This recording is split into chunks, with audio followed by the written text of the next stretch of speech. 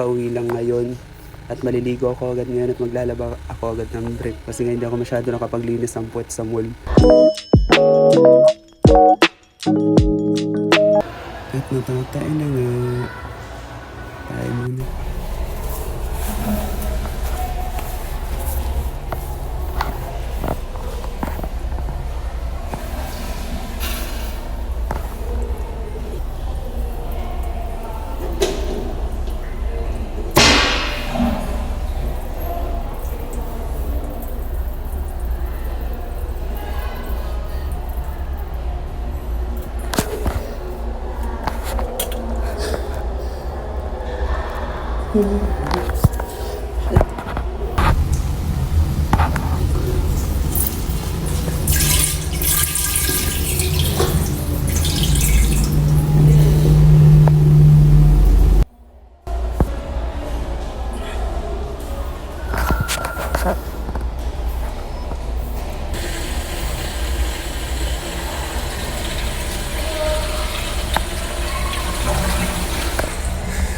Ayos, success.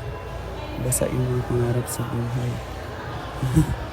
So ayun, kakauwi lang ngayon at maliligo ako agad ngayon at maglalaba ako agad ng brief kasi nga hindi ako masyado nakapaglinis ng puwet sa mall.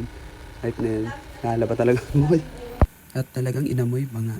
So hindi kasi ako masyado talaga nakapaglinis talaga ng puwet sa mall. Hindi ko rin alam kasi 'di ba parang hindi rin naman makapag doon.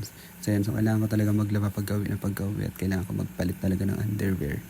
Syempre para sa hygiene natin, hindi naman pwedeng hayaan natin na ganun, di ba? Kahit ano. Ayan, so talagang nilabahan ko talaga agad-agad. So yan, so tapos na. Syempre bago kami umalis, ayan, bago kami pupunta kung saan man kami pumunta, ayan. Naglagay muna ako ng temporary hair color. Nandyan sa description ng video mismo. At nasa comment section na rin siya. So kung gusto yung mag-check out, pwede yung siyang i-check out sa Shopee via my link and TikTok via my link. So nandyan. So check nyo yung description.